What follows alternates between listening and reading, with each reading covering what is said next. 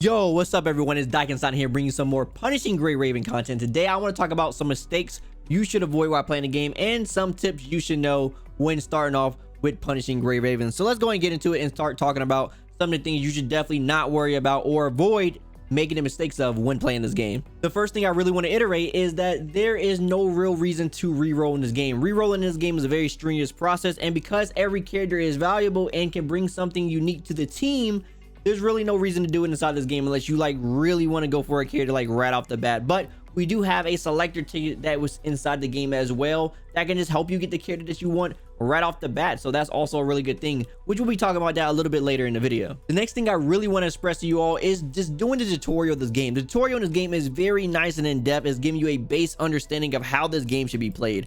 You unlock the tutorial at a certain point in the game. You simply just go to here, the battle, you go to challenges, and it's going to be the Celica class. And this is going to have the basic battles right here. This is where you're going to learn the basic dodge. You're going to learn all about the matrix and swap dodging, how QTE skills work, certain techniques, and the construct types and what they like bring to the table as far as the different classes that are inside the game. On top of this, you could take your skills to a further level with the character construct, so you can actually just test out the characters that you already have, so you can learn more about your characters. So just doing these will also be beneficial because not only are you going to be able to do this, but you also get stuff. So first time clear rewards, you're going to be getting a full set of Ike right here. And then of course, you're going to be getting plenty of these black cards. And then the constructs battles also give you black cards as well as some other materials. So just doing these right off the bat will just help you get a edge on first time clear rewards such as this. And of course, there is a training room inside the trial zone. So if you want to learn more about what your characters can do or what your team can do, this is a great place to try to test those things. So make sure you're utilizing this so you can optimize how you play the game. Now, talking about our first mistake to avoid, I want to iterate the importance of not using the actual S construct pick ticket that we get right off the bat. What you essentially really want to do is utilize the beginner pool. So once you unlock the R&D research, you will get access to a beginner pool in the member recruit. I already did mine, so it's no longer there. So within 40 pulls, you're guaranteed an S rank rather than the normal pity of 60. So you want to use your blue tickets, which these, you want to save your other ones. We'll talk about it in just a second. But you want to use your blue tickets to try to get this. And then once you get this, you can use your S construct ticket. And that's because you want to make sure you can minimize your chance of getting a dupe unless there's a character you really like and you don't mind getting a dupe of them. But for most people, you want to try to get two S rank characters, so one from here and then pick one for your ticket, so you can have two S ranks that you can utilize. Now once you do this, you want to, like I said, save your actual black cards for the actual next banner that is coming, which is going to be Alpha. Alpha is a very strong and cool character, and a lot of people are looking forward to her, so you want to really try to save your black cards for her. You can use these, which are a little bit more farmable inside the game, especially with the new beginner rewards, and there are other ways to farm them, such as bounties, which we'll talk about in a second. But yeah, using these is okay. Make sure you save your black cards though. Now, like most gacha games, I really like to stress the importance of focusing on one team and primarily, especially one attacker inside of this game at the very beginning. And that's because resources are going to be spread thin. You're not going to have, like, you know, all the stamina stuff that you want. And a lot of stuff is going to be utilized for the progression of your game. And so you really just want to focus on one core team to really push your progression, because there's a lot of things to unlock in this game. So the next thing I really want to talk about is this pushing progression, because there's a lot of things that you need to unlock in this game that's going to help you out.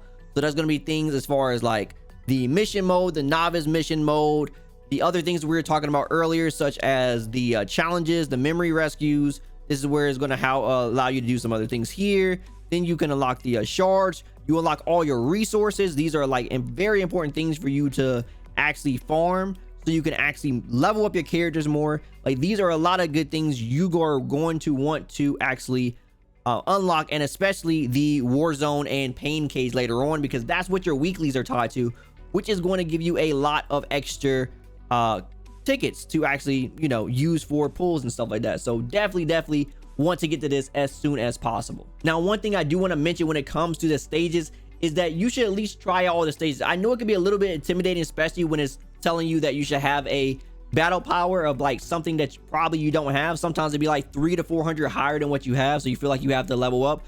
But some of these missions are a bit deceptive. What I mean by that is some of these missions are like pre-constructed and they give you like a character to play with, that has nothing to do with your battle power at all. You can just completely destroy the stages. This happens a lot in the hidden missions, like early on. So just try out the stages, see if you can actually beat it and get the 3-star, and then try to move from there. If it seems like it's too hard and you can't do it, then probably try to level up your characters. Yeah, just try it out, because some of them are pretty deceptive and you don't really have to level them up all the time. So to reiterate one last time, when it comes to the characters, make sure you just pick a specific team that you want to utilize and just continue to build around that team at the get-go. Once we get more characters and stuff, we'll start fleshing out our teams a little bit more and have more resources to where we can start fleshing out more characters. But at the beginning, having a strong DPS and a little bit of a support team to back it up will get you a long way when it comes to pushing that story progression early on within the game. Another mistake to avoid is simply just forgetting to do your bounties. So bounties is something you're going to unlock inside your missions later on. Once you unlock these, you get to basically do 3 a week, and it resets on the weekly. As you can see, I already completed my 3. But the thing you really want to look for here is there are missions you can do that are going to give you the tickets that we were talking about for your summons, for weapons and character pools. So you want to make sure you look for those. So you get about like 7 resets you can do, and it's typically on the S rank missions. So you want to try to keep refreshing to try to find as many missions as possible that has this on it.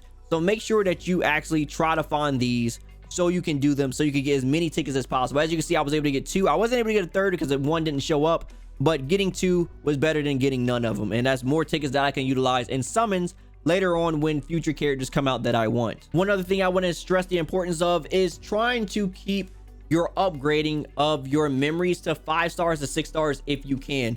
You know, there's going to be getting a lot of extra 5 stars to 6 stars as from event rewards, from early game event rewards, to a lot of the stages we're clearing and stuff like that. And we're just overall time, we're going to get a lot more. So the 3 stars, 4 stars aren't really that much worth upgrading. Typically you want to like try to probably like recycle some of those, or keep some. You keep some for like some of the bonus. Like I said, as long as you have one good attack character that can really scale the content as far as the story progression go, you're typically okay. Your other 2 characters can like fall behind. As you can see, my 2 characters right here, they're not as high as my Lucia, which is at 1600, and they're about like half of her level, but it still works out just because of like how much damage she can actually do. And then just using these 2 for like the QTE skills, and of course like swap matrices and stuff like that, that will help out. But try not to actually level up too many 5-6 stars. You'll spread your resources too thin trying to like do everything. So focusing on one character, and mainly like your attacker, will really help out for that story progression.